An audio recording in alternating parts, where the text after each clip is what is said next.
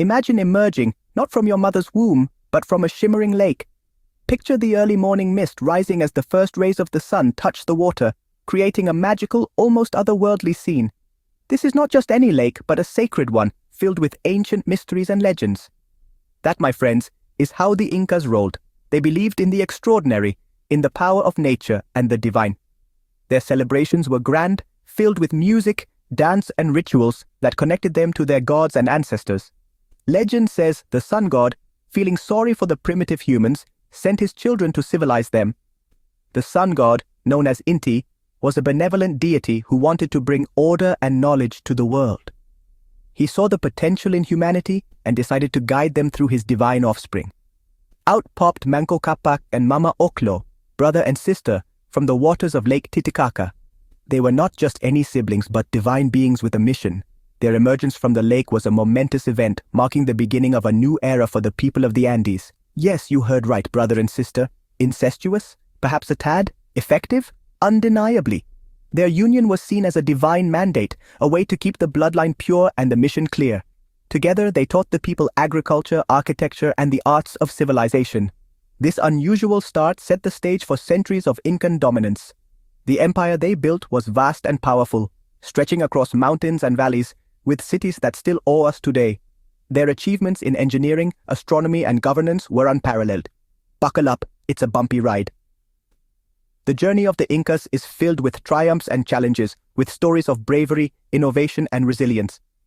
As we delve deeper into their history, prepare to be amazed by the legacy of this incredible civilization.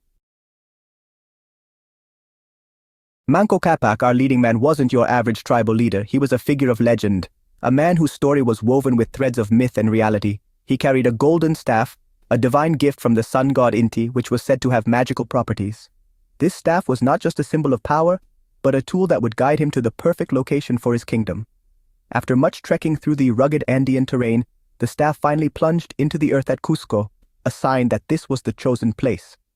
"This is it," Manco declared, with the air of a man who found the last parking spot at the mall. His excitement was palpable, as he knew this was the beginning of something monumental. Now, about those brothers. Manco, clever chap, dispatched them on various errands, ensuring they wouldn't stake a claim to the throne. He was strategic, understanding that consolidating power required both wisdom and cunning. He then married his sister Mama Ocolo, solidifying his lineage and adding a new dimension to keeping it in the family. This union was not just about love or tradition. It was a political move to strengthen his rule and ensure the continuity of his dynasty. Under Manco Capac's leadership, the city of Cusco began to flourish. It became the heart of the Inca Empire, a place where culture, religion, and power converged. The golden staff had indeed led him to a land of promise and prosperity.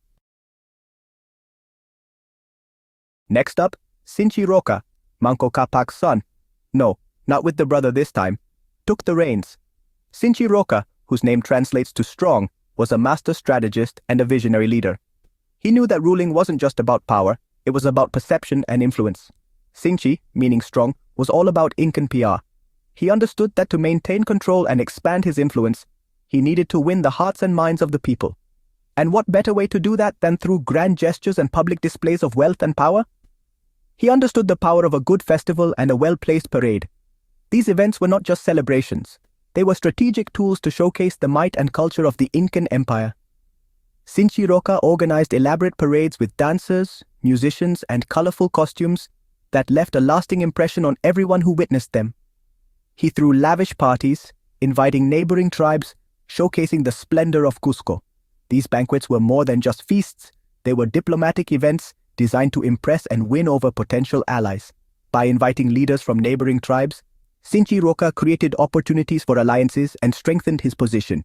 A true showman, Sinchi knew the way to a tribe's heart was through its stomach. He ensured that the food served at these events was nothing short of spectacular. Traditional Incan dishes, prepared with the finest ingredients, were served in abundance, leaving guests in awe of the Incan culinary prowess. He'd shower guests with chicha, that's corn beer folks, and delicacies. Chicha, a traditional corn beer, flowed freely at these gatherings, helping to create a festive and convivial atmosphere. The combination of delicious food and plentiful drink ensured that guests left with full bellies and happy hearts. By the time they staggered home, they were practically begging to be conquered. Sinchi Roca's strategy of using hospitality and grandeur to win over his guests was incredibly effective.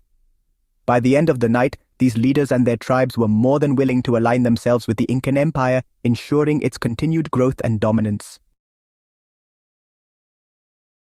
Lloque Yupanqui, our third emperor, was an interesting fellow.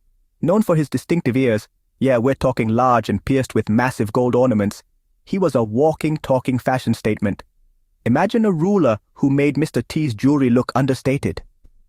But Lloque was more than just bling. He understood the importance of diplomacy, forging alliances through marriages and treaties.